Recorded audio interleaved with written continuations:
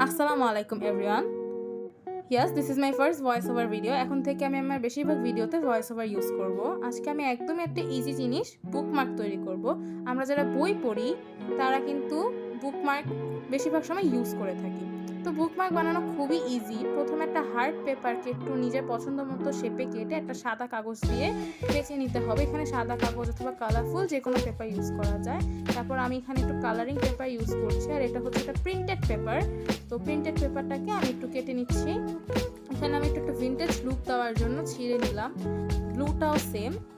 তারপর আমি আরও কিছু প্রিন্টেড স্টিকার অ্যান্ড কোটস লাগাবো যাতে জিনিসটা একটু বেশি অ্যাস্থেটিক লাগে। টেপ দিয়ে দিব, টেপ দেওয়াটা খুব ইম্পর্টেন্ট। তারপর পাঞ্চ মেশিন দিয়ে একটা হোল করে রিবন লাগালেই